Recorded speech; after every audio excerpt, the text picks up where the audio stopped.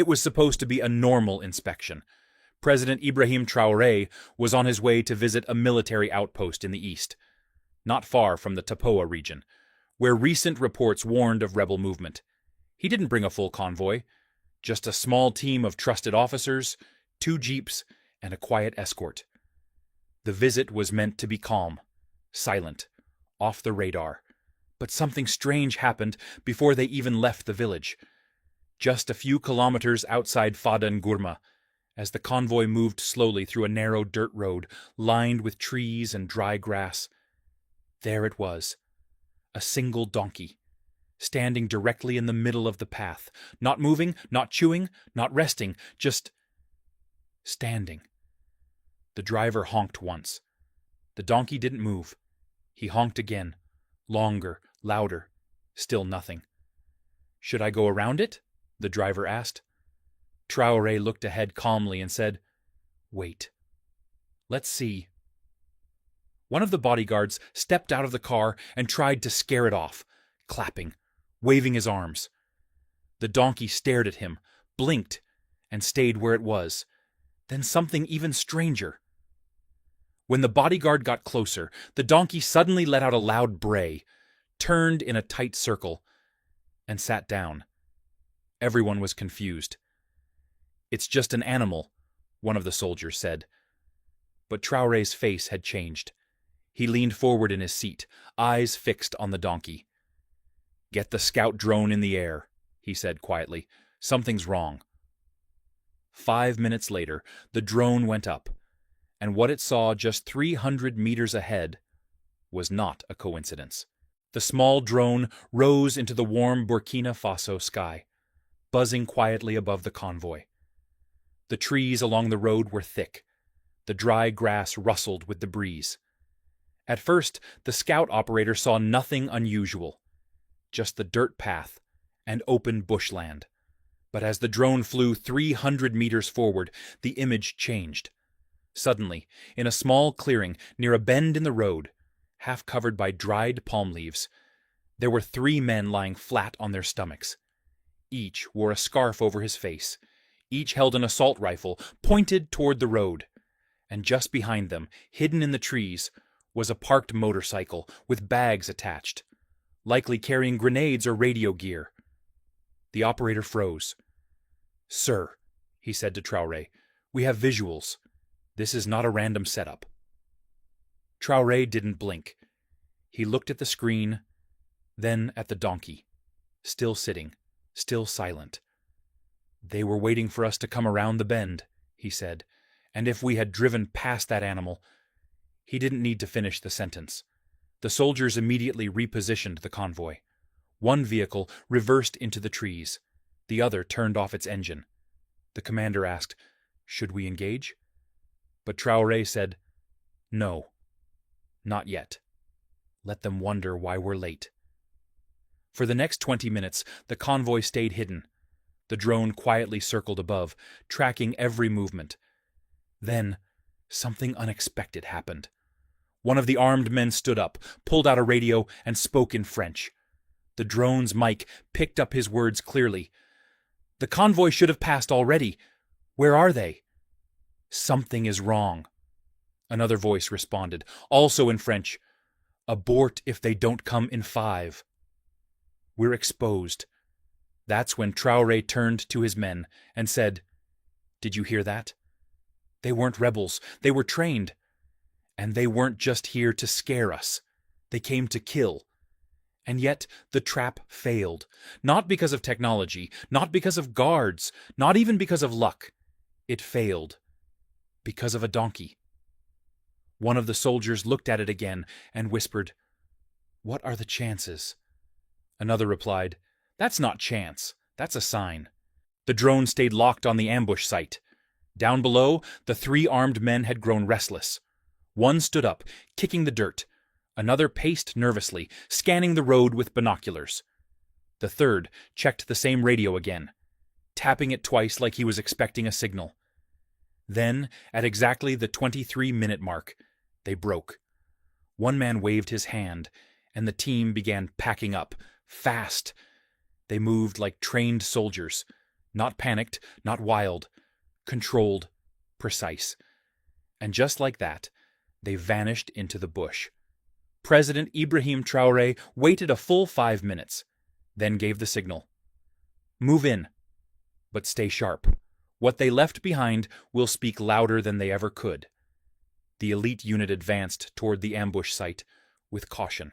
When they arrived, there were no bodies, no direct fight, just impressions in the dirt, broken twigs, a dugout hole behind a tree, and beneath some fresh leaves, a tripwire leading to a small explosive device meant to detonate under the rear vehicle. It had been carefully placed. The entire setup had 2 triggers, a manual detonation device and a pressure-activated pad hidden beneath the dirt. In other words, they were ready for anything. But then came the biggest surprise. Behind a mound of dry earth, buried inside a waterproof plastic case, soldiers recovered a small satellite modem.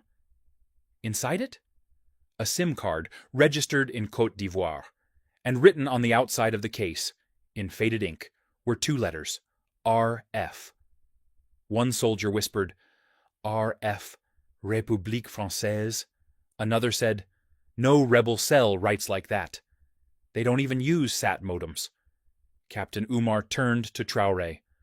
Sir, this wasn't a rebel ambush. This was foreign-trained, possibly foreign-led. Traoré looked down at the dirt, the branches, the footprints, the half-buried explosive, then said quietly, sometimes the ground tells us the truth, even when people lie. Back at the convoy, the donkey still sat at the bend in the road. A soldier tried again to lead it away. It took a few steps, and then lay down again, calmly, almost like it had finished its work. One of the men, a young private, looked at the animal and muttered, maybe the land sent him. The convoy rerouted. The president's team moved safely toward the outpost using a different path. But the story didn't end on the road. Because that modem and SIM card, they would open a trail that led far beyond the bush and straight into offices that claimed to be Friends of Africa. Back in Ouagadougou, the SIM card and satellite modem recovered from the ambush site were rushed to the presidential cyber unit, a quiet building with no nameplate, guarded by plainclothes officers and protected with layered encryption. Inside, 2 experts ran the data through forensic analysis tools. It didn't take long.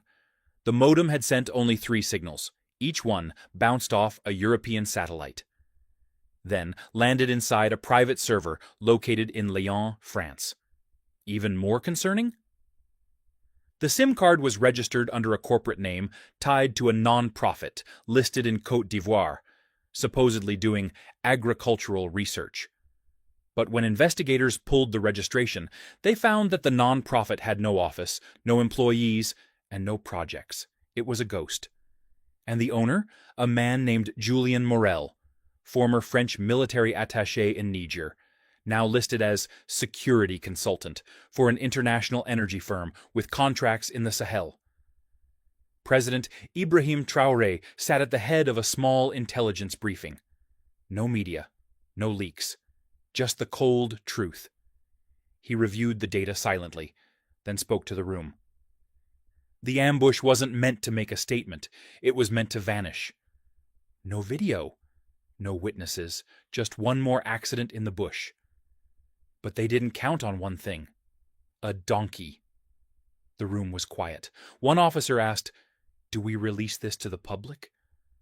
Traoré replied without hesitation, "Not yet. We let the people speak first. They already know something happened. Let them talk. Let them feel it. When truth rises from below, it's louder than any press release." Meanwhile, in Paris, an urgent meeting took place inside a private room at a government office. Documents marked "internal only" were passed around. One man tapped his finger on the image of Traoré standing next to the donkey at the detour point. "He's making us look like fools, and he didn't even say our name." Another man replied, "Worse. He's making the people believe in symbols again. Once you lose that, you can't control the story." Back in Burkina Faso, whispers turned to fire. Local news reports began confirming what people had suspected. Traoré changed route minutes before the attack. Donkey refused to move, blocked the convoy path. Recovered gear linked to foreign satellite device. Soon, hashtags appeared online. Dao, the donkey, Nu, Xiao, who sent them. Traoré survives again. And deep in the villages, elders began telling the story like folklore. The donkey saw what the eyes of men could not. The ancestors are walking the land again. Traoré didn't rush to speak publicly, but privately he said to his most trusted guard, "They try to use our roads, but they do not understand the land. Because out here, the animals are not blind." 2 days after the failed ambush, things were calm on the surface. But behind the scenes, pressure was building. In a quiet office in Abidjan, Côte d'Ivoire's intelligence officials received a message from a French liaison officer. It wasn't written on paper. It wasn't official. It came through a private signal channel, meant for sensitive situations. The request was simple, but serious.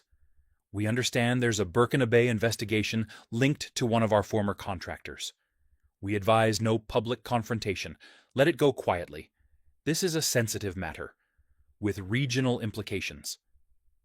The words were polite. The tone was not. That evening, a call was placed directly to the presidential office in Ouagadougou. The voice on the line? President Alassane Ouattara. Friendly, smooth, cautious. "Brother," he began, "we've heard about what happened. I'm glad you're safe. But I want to speak as a neighbor, not as a politician. The names involved are delicate. Let's keep this off the record. You've survived, and that's a blessing. No need to stir the waters more." There was a long pause. Then Traoré answered slowly, "You're right. I survived. But do you know what blocked the bomb? A donkey." Another pause. "Not intelligence, not weapons. A four-legged creature saw what your partners couldn't hide. So tell them this. If a donkey can see them, what do you think the people are seeing now?" Then he ended the call. No insult, no rage, just a warning, sealed in dignity. Later that night, Traoré gathered his small communications team. He gave no press conference, but he handed them a short video clip and said, "Post this online. No music, no edit. Just the truth." The video? It showed the donkey calmly blocking the dirt road, followed by footage of the uncovered bomb. Then, a simple message at the end. They planned the trap, but the land warned us first. The clip exploded across social media in West Africa. In Mali, it was broadcast with djembe music in the background. In Niger, street vendors added the photo of the donkey to keychains and t-shirts. In Ghana, a poet wrote, "When the donkey stands, the wise man stops. When the donkey brays, a nation listens." And back in Burkina Faso, the people weren't afraid. They were angry.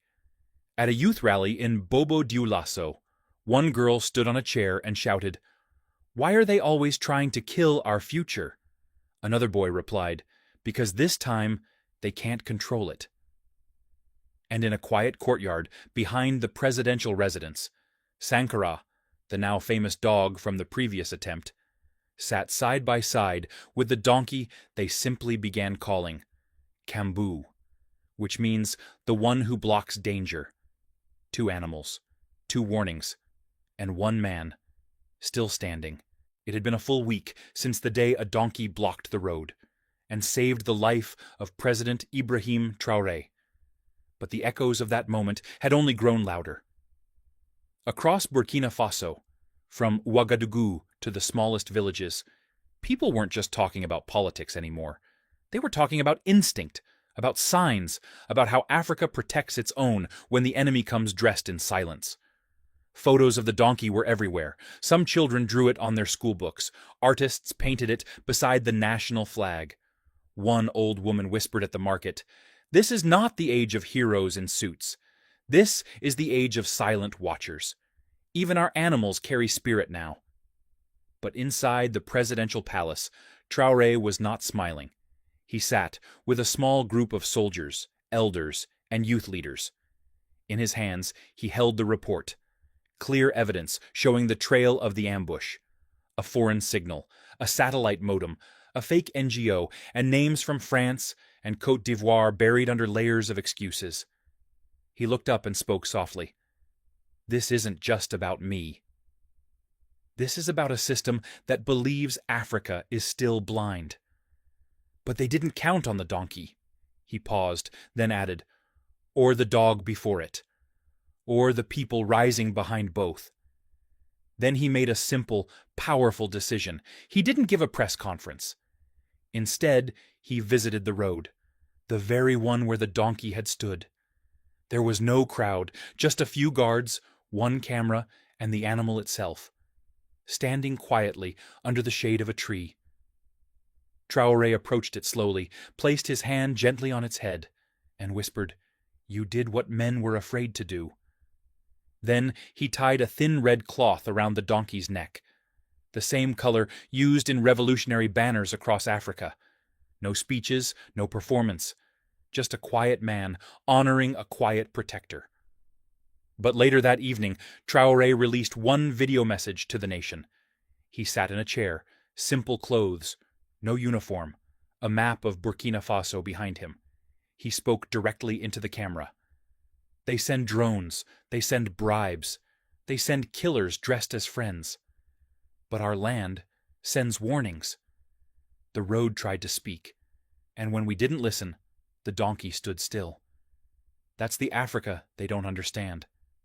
An Africa that no longer needs permission to survive. And then he announced one more thing, a new rural patrol initiative made up of local scouts, elders, and animal trackers, trained not just in weapons, but in reading the land, the sky, and the patterns that foreign agents ignore. He named it Operation Kambu. Where nature stands, we listen. From that day forward, every convoy in eastern Burkina Faso moved with not just soldiers, but with respect. For the silence, for the watchers, for the ones without titles, who stop death when no one else can. And as the sun fell again over the Sahel, a donkey with a red cloth stood near the bend in the road, still watching, still waiting, and now never ignored.